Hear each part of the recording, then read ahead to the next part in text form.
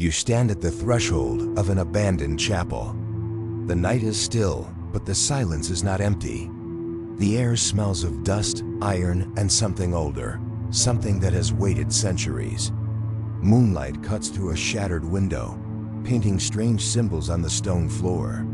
A single raven circles above, its wings beating like a slow drum. Welcome to the world of the Knights Templar. To the world, they were warriors of Christ. Soldiers who carried swords blessed by priests, protectors of pilgrims crossing blood-soaked roads to Jerusalem. They wore the red cross on a white mantle, a sign of purity and sacrifice. But beneath that holy banner, whispers say they carried another truth, a forbidden theology, a secret fire that burned older than Rome itself. What if I told you the Templars guarded mysteries that could shatter kingdoms? What if their fall was not about money or politics, but about knowledge so dangerous it could never be spoken aloud? Official history says the Knights Templar were founded in 1119, sworn to defend the Holy Land. Yet almost from the beginning, they were different. Their order was small, secretive. They were not merely monks with swords. They became landlords, bankers, and architects. They built fortresses that defied time, and chapels whose walls seemed to hum with hidden meaning. Some scholars call them the first multinational corporation, but others whisper they were something stranger, a church behind the church. Guardians of scriptures Rome tried to bury. They lit candles in patterns that mirrored the stars.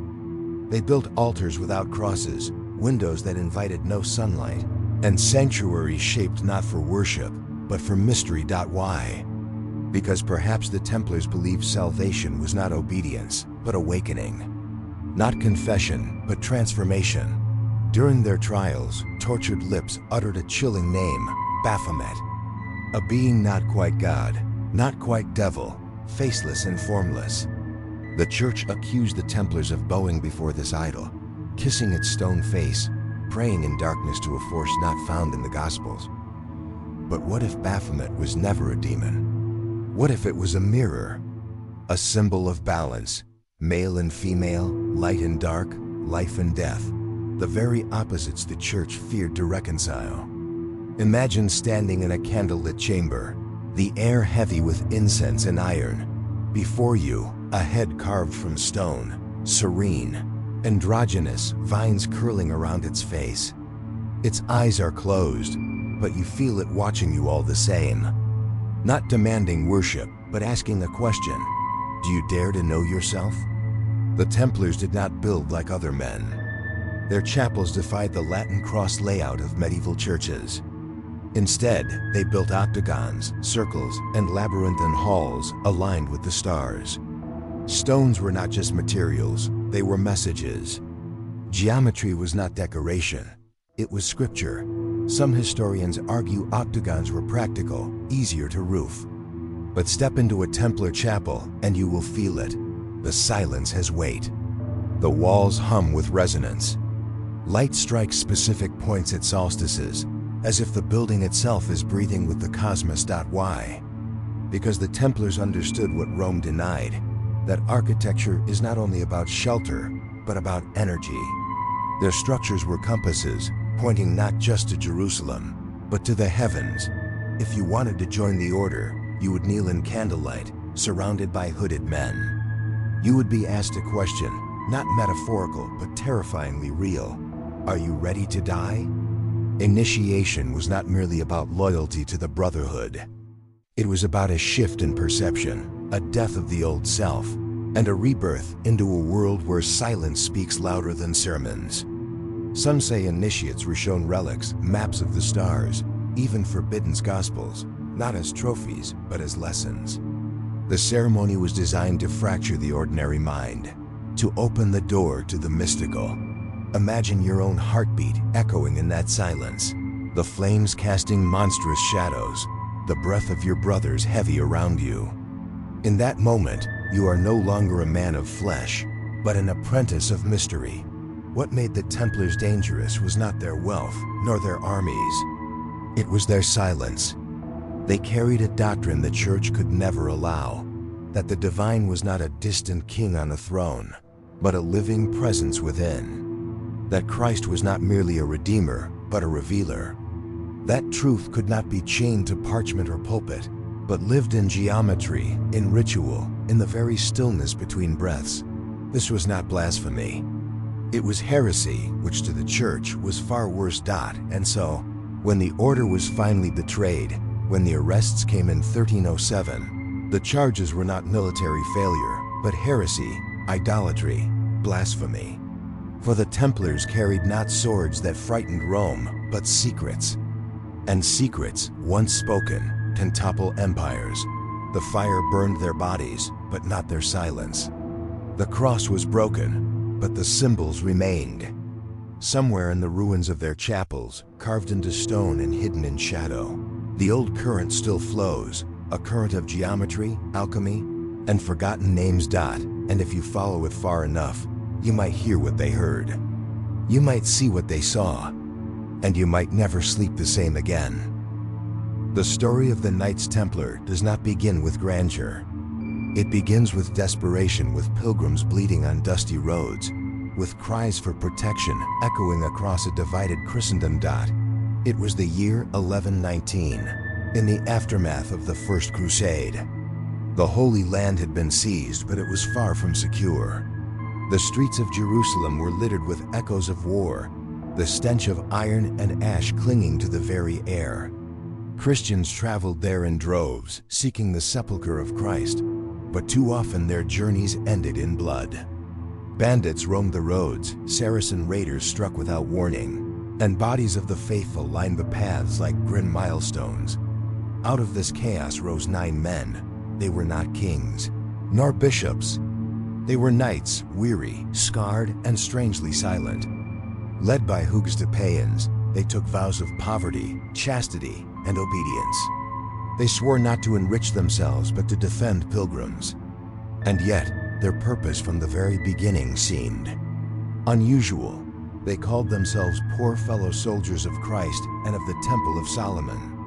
But their base of operations was no ordinary barracks.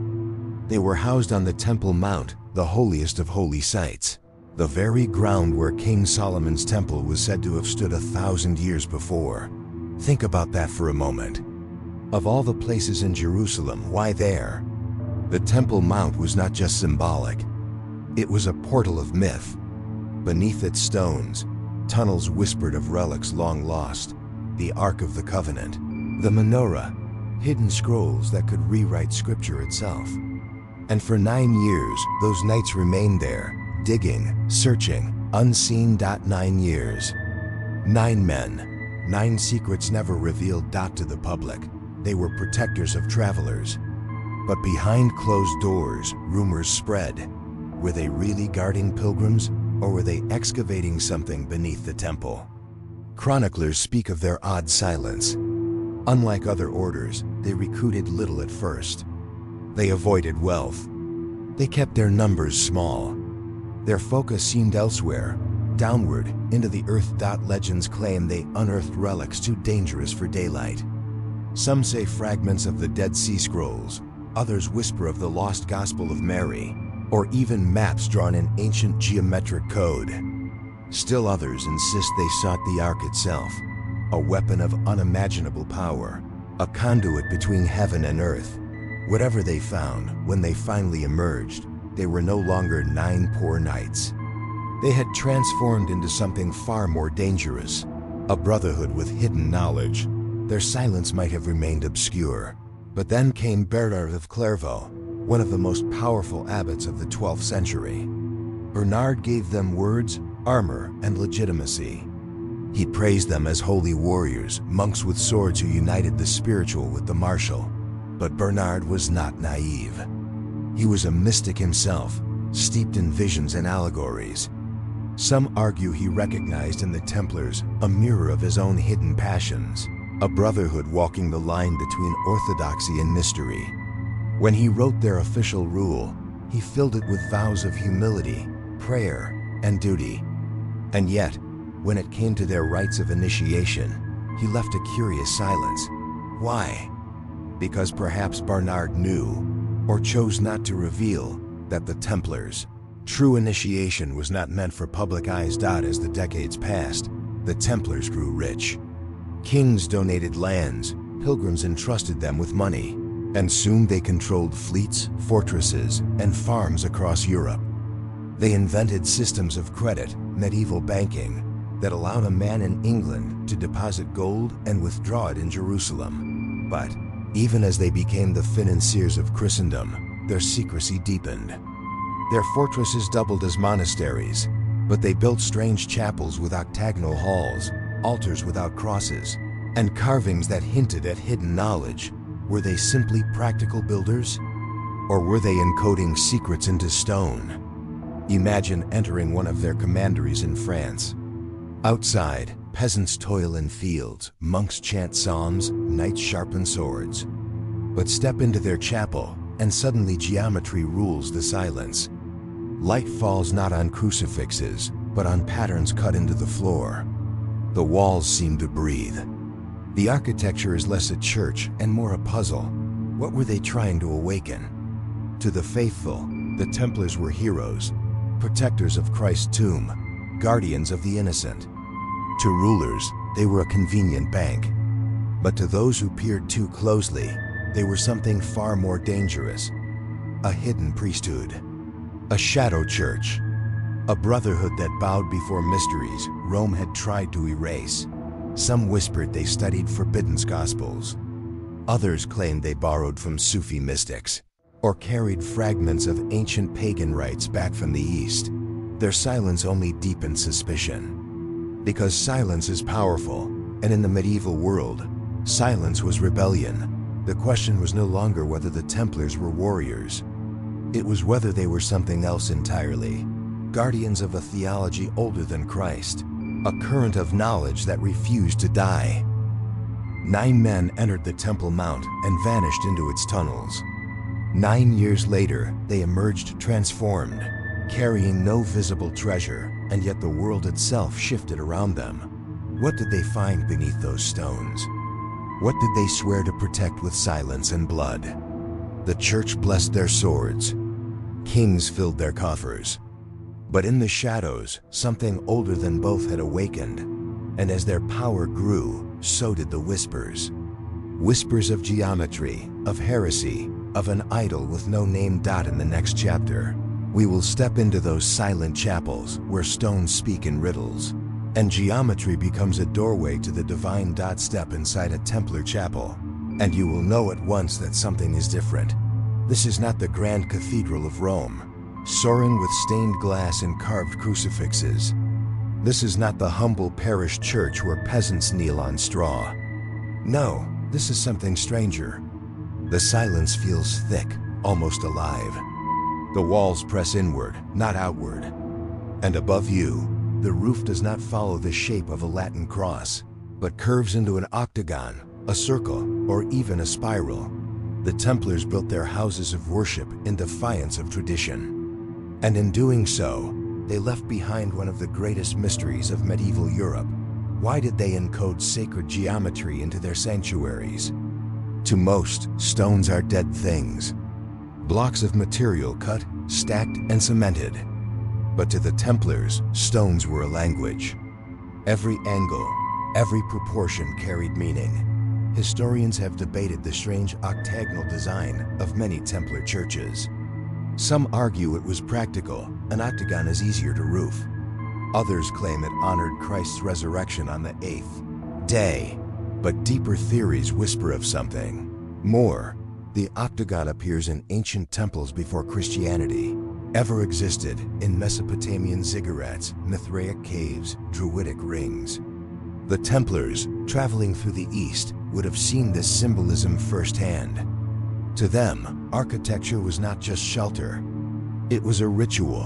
When sunlight streams through a narrow slit once a year, striking the Vesica Piscis carved on the floor, that is not coincidence. That is instruction.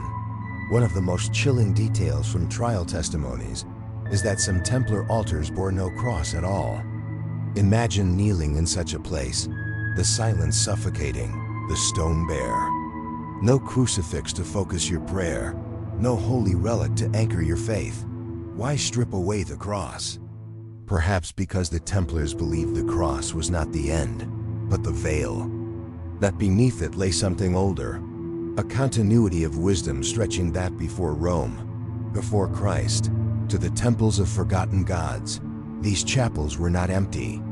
They were filled with symbols hidden in geometry, floor patterns of circles and triangles, the spacing of columns echoing the rhythm of the stars. For those who knew how to read them, these stones spoke louder than sermons. Modern science dismisses the idea of ley lines, invisible currents of energy, running through the earth. But medieval mystics believed in them passionately. And the Templars? They seemed to know exactly where to build. Many of their commanderies and churches stand on sites long held sacred by pagans.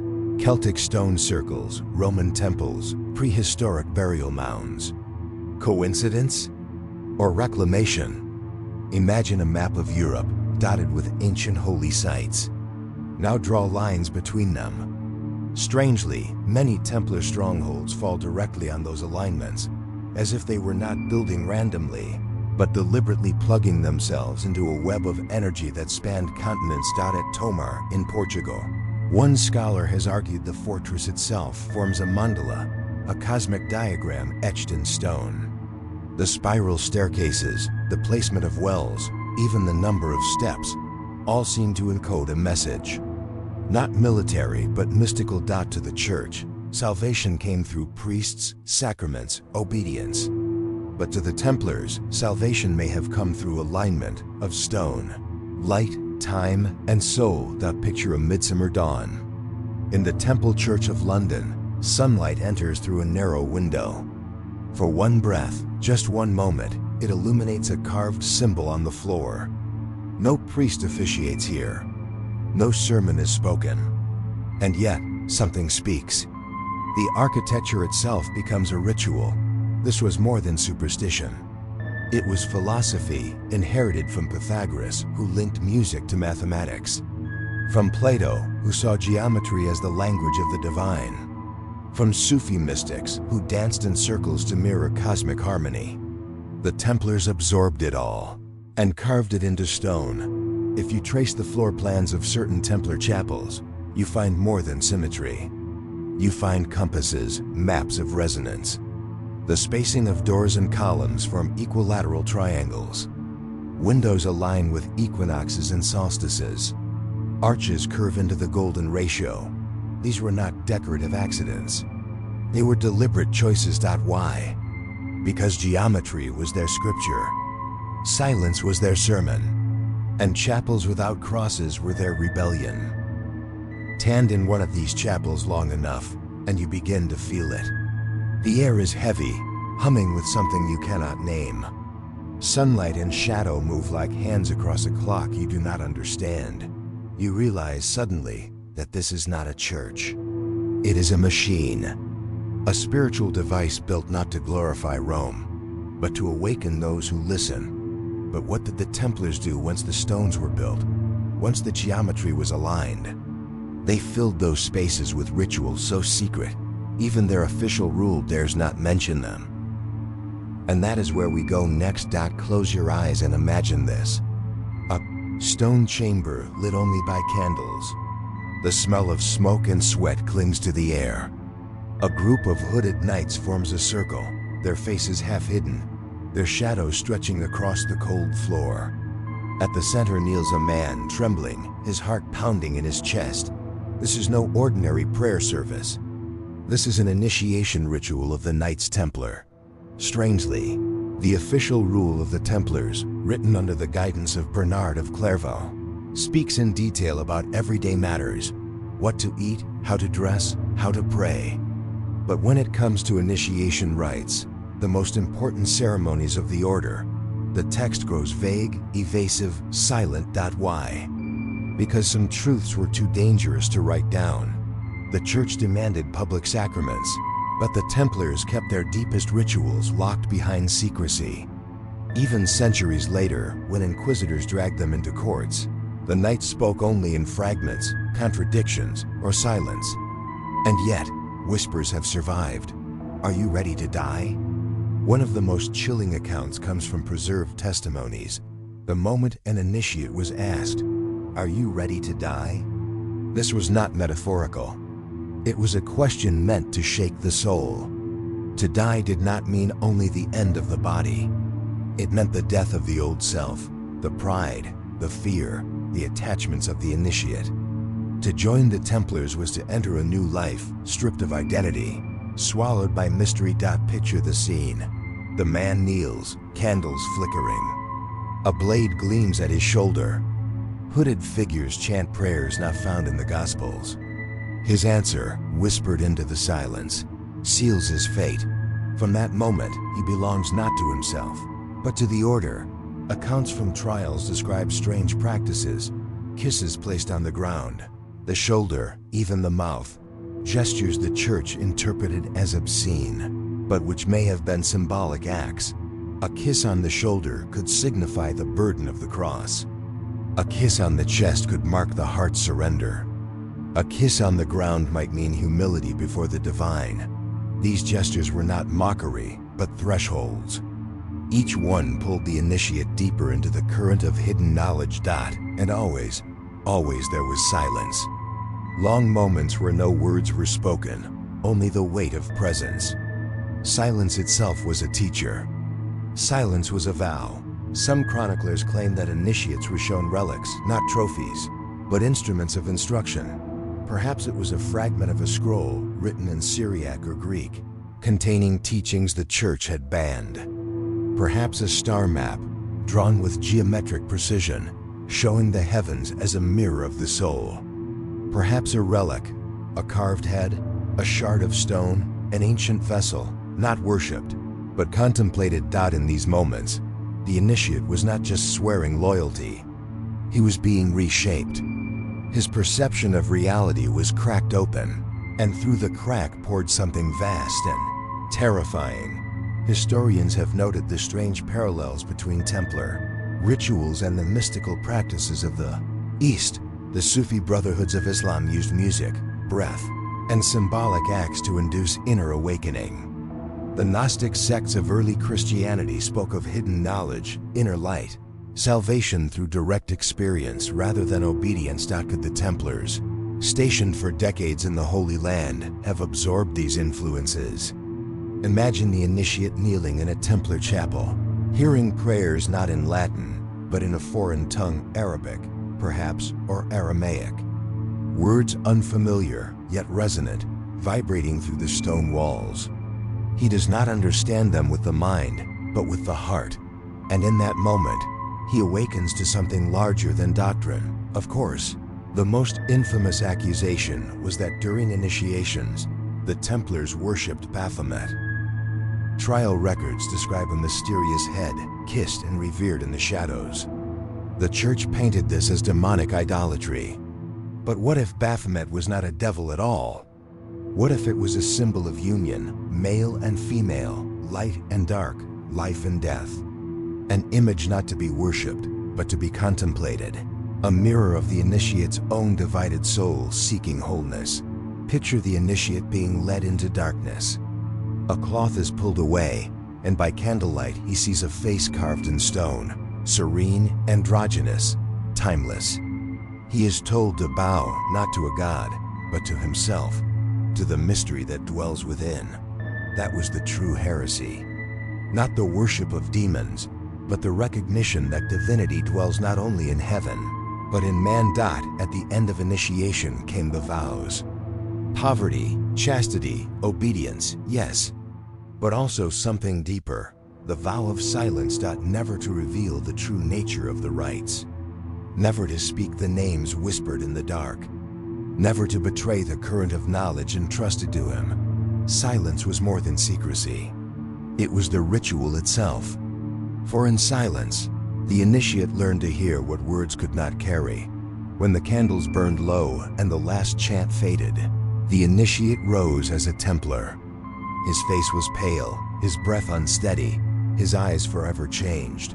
What he had seen could not be spoken. What he had felt could not be written. From that night on, he carried not just a sword, but a secret. And that secret, whispered in shadows, carved into geometry, encoded in silence, would one day become the reason kings and popes conspired to destroy them. But before their downfall came the whispers of Baphomet, the idol, the head, the faceless mystery that haunted every accusation. And that is where we go next out. It was the name whispered through cracked lips, scratched into trial records, and repeated under torture. A name that sounded like a hiss, like something forbidden. Baphome. To the Inquisitors, this was proof. Proof the Templars were heretics, idolaters, servants of the devil. They claimed the Knights bowed to a strange head, kissed it, prayed before it in darkness. But the truth, like the name itself, is harder to grasp. Baphomet. What does it even mean? Some scholars argue it was nothing more than a misheard word, a corruption of Muhammad, the medieval name for Muhammad, meant to frame the Templars as secret sympathizers with Islam. Others believe it was a coded word, an anagram for Templi Omnium Hominum Passus Abbas, the father of universal peace of men. But names are more than letters. Names carry resonance. And this one clung to the Templars like smoke after a fire. No one can prove what Baphomet was. Yet the charge of worshipping it was enough to damn an entire order. Archaeologists investigating old Templar sites in France discovered carvings of heads. Not saints, not Christ, just faces, elongated, cryptic, often androgynous, sometimes surrounded by vines. One of the most famous artifacts depicts a calm, almost serene head without inscription. Was this the idol of Baphomet? Or was it something else? A symbol meant for meditation rather than worship? During the trials, inquisitors seized what they called a caput, a preserved skull encased in silver. They claimed it was kissed, revered, even called upon for blessings. Some witnesses described it as the head of a man, others a woman. Some said it had two faces, and still others insisted it glowed. The contradictions are telling. Was this confusion born of lies under torture? Or was the object itself deliberately ambiguous, a riddle in flesh and stone? Over centuries, the image of Baphomet twisted into the goat-headed demon popularized by occultists. Horns, wings, pentagrams, a terrifying caricature far removed from medieval whispers. But the original records describe something more subtle. A head, a face, neither male nor female. Not a god, not a devil. Perhaps Baphomet was never meant as an idol of worship, but as a mirror of union. A symbol of opposites reconciled, masculine and feminine, light and dark, matter and spirit. To meditate upon such a face was not to bow to evil, but to face the deepest paradox, that divinity is not simple, but dual. That truth is not one-sided, but whole, and in that wholeness, the initiate saw himself. For the medieval church, this was worse than demon worship. To say God could be both male and female, both light and dark, was to undermine the very structure of doctrine. Rome demanded obedience to its narrow truth. The Templars, in silence, guarded a wider truth. And so the accusation of Baphomet was not just convenient propaganda. It was a weapon of fear. By painting the Templars as devil worshippers, the church ensured the people recoiled in horror, and kings found justification to seize their wealth. But beneath the accusation may have lain a fragment of truth, not of demon worship, but of a theology too dangerous to speak aloud. Imagine the initiate, led into a dark chapel. The cloth is drawn aside. Before him sits a carved head, bathed in candlelight. Its eyes are closed, its lips silent, its expression serene. He is told to kneel. To kiss it. Is this blasphemy? Or is it revelation? In that moment, the initiate confronts the silence within himself. The head is not worshipped, but contemplated. It is not a demon, but a threshold. A door to the realization that the divine dwells not only in heaven, but within his own being. This was the secret the Templars carried. And this was the heresy Rome could never allow. Even now, if you walk through the ruins of Templar commanderies, You might find strange heads carved into the walls. They do not look like saints. They do not resemble angels. Their faces are timeless, genderless, haunting. Some say these are the lingering faces of Baphomet. Others call them echoes of forgotten gods, but perhaps they are simply reminders. Reminders that the Templars did not worship idols, but ideas. That the head they guarded was not flesh, not stone, but a symbol of the human quest for unity. Baphomet remains an enigma. A name whispered, a head revered, an accusation that burned knights alive. But whether demon, god, or symbol, its power endures. For what could be more terrifying than a truth that refuses to die? And yet, Baphomet was only one piece of the puzzle. Around it swirled other mysteries. Geometry carved into stone, relics hidden in vaults, and alchemical secrets written in symbols of fire and transformation. And so, to understand the Templars fully, we must now step into their alchemical world, where stone turns to spirit, and ritual becomes transformation. The air in a Templar commandery was heavy, not only with incense and iron, but with something stranger. A bitter scent, metallic and almost sweet, clung to the stone corridors. Candles burned low beside jars of powder, strange liquids in glass, and manuscripts filled with symbols no priest would dare to bless. This was not the smell of war. This was the smell of alchemy. When most people hear the word alchemy, they imagine fools trying to turn lead into gold. But the Templars, if they practiced it, sought something far more dangerous. To them, the great work was not about riches. They already had more wealth than kings. It was about transformation, the purification of the soul, the perfection of the inner self. Alchemy was both chemistry and philosophy. Fire, pressure, dissolution, all became metaphors for the human journey. To burn away pride, dissolve attachments, and recombine the fragments into a new, awakened being. For the Templars, alchemy was not a science of matter. It was a science of spirit, hidden in rare manuscripts, often misfiled in monastic libraries. Scholars have discovered symbols unmistakably alchemical. The Ouroboros, a serpent eating its tail, symbol of eternal cycles. The red lion, emblem of transformation through fire. The conjunction of sun and moon, the sacred union of opposites. These were not idle doodles. They were maps, not of geography, but of the soul. Imagine a Templar scribe, by candlelight, copying the psalm. But in the margins, in ink meant only for the initiated, he sketches a serpent coiled into infinity. To the untrained eye, meaningless. To the Brotherhood, instruction. Picture the hidden chamber beneath a fortress. A narrow staircase descends into darkness. At the bottom lies a room lined with stone. Tables cluttered with vessels, powders, and manuscripts. The air is hot, thick with smoke. A knight bends over a crucible, not to forge a sword, but to distill a liquid. His face glistens with sweat. He whispers prayers, not to saints, but to symbols. He knows he is not transforming metals, but himself. This was the laboratory of the soul, where fire was both physical and spiritual, where every experiment mirrored an inner struggle. Why did this frighten the Church? Because alchemy taught that divine transformation did not require priests, sacraments, or confession.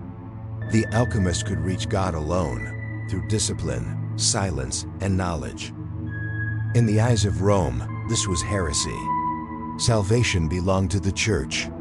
But in the hands of the Templars, salvation became a personal journey, a hidden flame.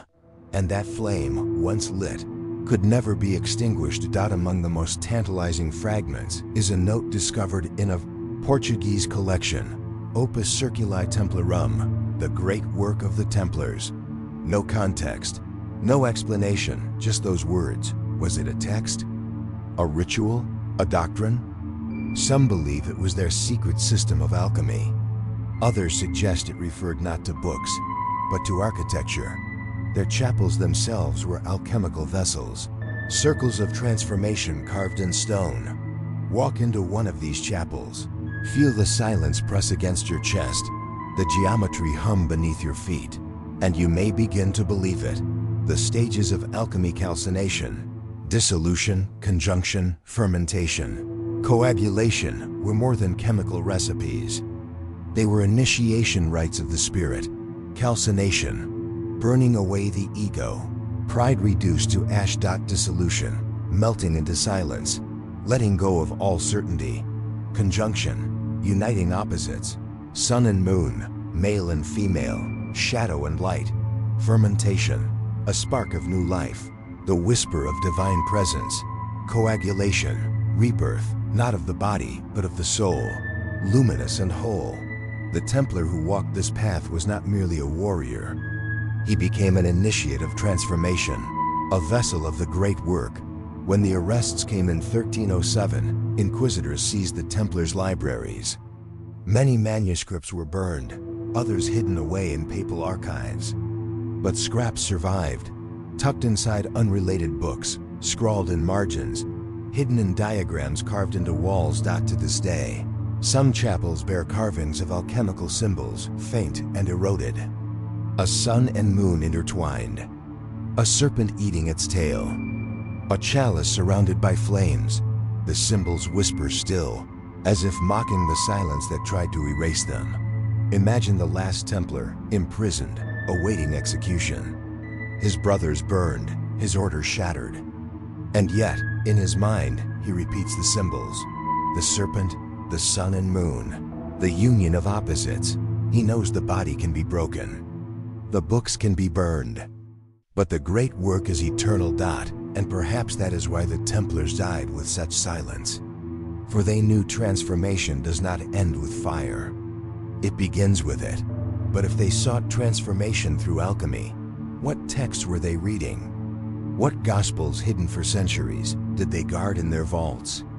To answer that, we must turn the page into the realm of forbidden scriptures and lost gospels. Most dangerous weapon the Knights Templar carried was not their sword. It was their books. When the arrests came in October 1307, papal inquisitors were given one chilling order: seize the records. Not the treasure, not the weapons, the manuscripts. That priority speaks volumes. What knowledge was so threatening that kings and popes feared it more than armies? The story begins in Jerusalem, beneath the stones of the Temple Mount. For 9 years, the first Templars dug in secret, their purpose never revealed. Legends whisper that what they uncovered was not gold, but scripture. Not the gospel sanctioned by Rome, but the Apocrypha, writings suppressed, buried, condemned as heresy. Among them, perhaps, was the Gospel of Mary. This fragile text, rediscovered centuries later in fragments, offers a vision of Christ, unlike the one Rome preached. In it, Mary Magdalene is not merely a witness. She is the disciple Jesus loved most, the one entrusted with secret teachings after the resurrection. He speaks to her of visions, of the soul's ascent, of knowledge as salvation. Imagine what this would mean for a medieval knight, kneeling in silence, reading words the church had long erased, that salvation does not come through sacrifice, but through awakening. That authority does not lie in Peter or Rome, but in the quiet voice of wisdom, a woman's voice. This was dynamite in parchment form. The Templars were not simple warriors. They were literate, multilingual, and lived for decades in the melting pot of the Crusader states. Greek, Arabic, Aramaic, Syriac, Coptic, languages and ideas collided in the streets of Jerusalem. Is it so hard to imagine that the Templars, moving among scholars, merchants, and mystics, gathered texts the church had long forbidden? Some trial accounts speak of books not written in Latin, wrapped in leather, sealed in lead, titles unrecorded or quickly redacted. To this day, we do not know what they contained. But the whispers remain. Gospels of Thomas, Philip, Mary, secret commentaries, even fragments of Gnostic, Cos, Mollogi, Picture, a Templar commandery in France.